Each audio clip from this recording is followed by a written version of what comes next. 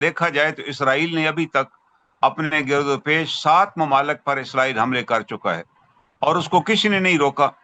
وہ بڑے مزے سے آتا ہے، کبھی جارڈن پہ حملہ کرتا ہے، کبھی عراق پہ، کبھی سیریا پہ، کبھی ایجپٹ پہ، کبھی ایران پہ، اور اب اس نے قطر کو ایک نشانہ بنایا، اور ہمارے تمام ممالک دیکھ رہے ہیں، اور وہ دیکھ رہے ہیں اور وہ یہ سمجھ رہے ہیں کہ یہ حملہ صرف جناب اردن پر ہی ہونا تھا، یہ حملہ صرف مصر پر ہی ہونا تھا، ہمارا تو کچھ بگاڑ ہی نہیں سکتے۔ لیکن ایک ایک کر کے اسرائیل تمام ممالک کو نشانہ بنا رہے۔ ہم پر بھی دیکھا جائے تو اسرائیل نے ڈائریکٹ حملہ تو نہیں کیا، لیکن آپریشن سندور جو ہے وہ بالواسطہ طور پہ اسرائیل اس میں شامل تھا۔ اسرائیل اس سے پہلے 2 دفعہ پاکستان پر انڈیا کے ساتھ مل کے اٹیک کا پروگرام بنا چکا ہے۔ وہ تو اللہ کا فضل ہوا کہ ہمیں انڈیا کو بھی سکت نہ ہوئی، انڈیا کو بھی پتہ چل گیا کہ پاکستان ول ریٹیلیٹ۔ وجہ یہ ہے کہ جب آپ ان طاقتوں سے کوئی ہتھیار بھی لیتے ہیں، انہوں نے ہتھیار خریدے، اربوں ڈالر کے ہتھیار خریدے، لیکن وہ اس بیس پہ پڑے ہوئے ہیں جس بیس کا کنٹرول ہی امریکہ کے پاس ہے۔ اور اسرائیل کو پتہ تھا کہ نہ تو وہاں کے جو میزائل لگے ہوئے اینٹی ایئر کرافٹ میزائل، جو لیٹسٹ میزائل ہیں، ہمارے خلاف استعمال ہی نہیں ہوں گے، ہمیں کوئی تو ہم آرام سے جائیں گے اور لائک سٹنگ ڈکس ہم ان کو مار کے واپس آ جائیں گے۔ اسی طرح ہوا، ان کے پاس ان کو اطلاع مل چکی تھی کہ حملہ ہو گیا، لیکن دے کوڈ ناٹ ریٹیلیٹ۔ جب تک آپ اپنے پاؤں پہ نہیں کھڑے ہوں گے نا، عرب ممالک جب کوئی بھی مسلم ملک ہے اپنے پاؤں پہ نہیں کھڑا ہوگا اور کہے گا جی ہم جواب دیں گے، پھر تو وہ آپ کے قریب بھی نہیں آئیں گے۔ اگر ہم میں سے بھی آج بھی کوئی لوگ یہ سمجھ رہے ہیں کہ امریکہ ہمارا اتحادی ہے، تو ہمیں سوچ لینا چاہیے کہ ہمارا فیوچر کیا ہوگا۔ ہمارا فیوچر وہی ہوگا جو قطر کا ہوا ہے، کہ قطر پر حملہ ہو گیا اور امریکہ نے ان ہتھیاروں کو جس کے امریکہ نے پیسے لیے ہوئے ہیں وہ بھی استعمال نہیں کرنے دیے۔ یہ جتنے ممالک ہوتے ہیں ان کے پاس جو اسلحہ ہوتا ہے وہ جو امریکہ سے لیا جاتا ہے، امریکہ اس کی پوری مانیٹرنگ کرتا ہے۔ امریکہ نیور وانٹڈ کہ یہ اسلحہ کہیں اسرائیل کے خلاف استعمال ہو جائے، حالانکہ ان ممالک کو سوچنا چاہیے کہ اسرائیل کے علاوہ تو ان کا کوئی اور دشمن ہی نہیں۔ مڈل ایسٹ میں ان کا بالکل کون دشمن ہے؟ سب سے بڑا دشمن اسرائیل ہے۔ میں سمجھتا ہوں کہ یہ مسلم امہ جو ہے جس کو ہم کلیم کرتے ہیں، یہ ان سب کے لیے سوچنے کا ایک مقام ہے کہ آج پاکستان میں بھی ہم یہ کہتے ہیں کہ ہمیں اسرائیلی مصنوعات کا بائیکاٹ کرنا چاہیے۔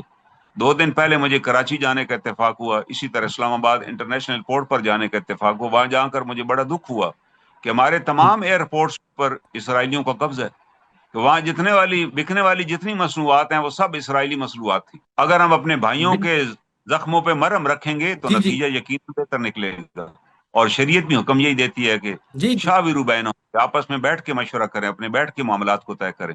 دیکھیں کہ دشمن بالکل پیر صاحب، آپ تیری بالکل ٹھیک بربادی کہہ رہے کے ہیں۔ میں مشورے ہیں آسمانوں میں، کہ وہاں تو ہماری بربادی کے مشورے اس وقت امریکہ کر رہے، دنیا کی طاقتوں میں ہو رہا ہے کہ ان کے ساتھ ہم نے کیا سلوک کرنا ہے، تو ہم بھی خاموشی کے ساتھ اسی میں کا شکار ہو جائیں۔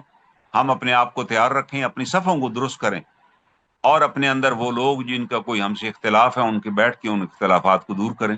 یہی حل ہوتا ہے سیاست میں، یا بالکل جو ریاست کے معاملات ہوتے ہیں وہ بیٹھ کے طے کیے جاتے ہیں، ہمیں بالکل بیٹھ کے پیر یہ صاحب، معاملات طے کرنے چاہیے۔ ریاست کے معاملات بالکل بیٹھ کے حل ہونے چاہیے۔ بالکل بالکل آپ نے بڑے امپورٹنٹ پوائنٹ پاکستان کے حوالے سے بھی بتائے اور قطر کے حوالے سے بھی آپ نے بڑی ڈیٹیل بالکل گفتگو کی۔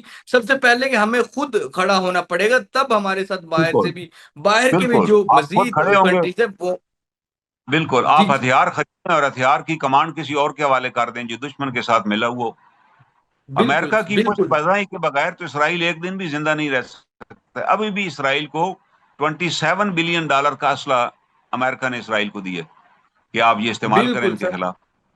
اور وہ تو کہہ بالکل رہا ہے، بالکل ٹرمپ نے پہلے دن ہی کہہ دیا جی فلسطینیوں کا کوئی حق نہیں ہے، غزہ کو وہ خالی کریں کہ ان کو کسی اور ملک میں جا کے آباد کر دیا جائے، یہاں وہ نہ رہے۔ تو وہ تو ان کے ایجنڈے کے اوپر نیتن یاہو کام کر رہا ہے جو امریکہ نے اسے دیا ہو۔ امریکہ تو بالکل سوئز نہر کے مقابلے پہ ایک اور وہاں سے نہر نکالنا چاہتا ہے، وہ کہتا ہے یہ آپ نکالیں، ان انسانوں کی اس کے یہاں تو کوئی اہمیت ہی نہیں ہے، مسلمانوں کی کوئی اہمیت نہیں۔ بالکل تو پیر ہمیں صاحب، آپ سوچنا بڑے چاہیے، ہم ایک بہت بڑی طاقت ہیں، دنیا کے 80% وسائل ہمارے پاس ہیں، دنیا کی قیمتی ترین منرلز اللہ نے ہمیں عطا کی ہوئی ہیں، وہ ہماری طرف دیکھ رہے ہیں۔ ہمیں ذمہ داری کا مظاہرہ کرنا ہے، ہمیں ایک ایک اپنی پینی کی ہمیں حفاظت کرنی چاہیے، ایک ایک اپنی طاقت بالکل اور اپنی دولت کی ہمیں حفاظت کرنی چاہیے کہ غلط ہاتھوں میں نہ جائے، اور ہم تاکہ ان کو روک سکیں کہ بھائی نہیں، ایسے ہم آپ کو نہیں کرنے دیں گے۔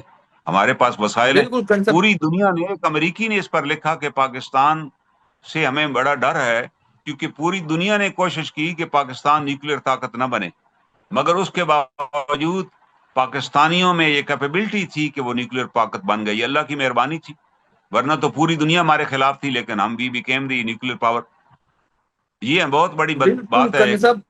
اور یہی جی وہ جانتے ہیں کہ ان کے اندر مین پاور، یا ان کے اندر جو لوگوں کے اندر قوت ہے، وہ لوگوں کے اندر سٹینڈ لینے کا جو جذبہ ہے، جو قربانی کا جذبہ ہے، وہ سب سے بالکل زیادہ کرن ہے. صاحب آپ بالکل سب سے ٹھیک کہہ رہے زیادہ ہیں. ڈونیشن پاکستان میں دی جاتی ہے. ٹائم بھی تھوڑا سا شو آپ نے بڑی ایکسپلین چیزیں کر دی ہیں، بڑی امپورٹنٹ پوائنٹس آپ نے بتائے اس میں.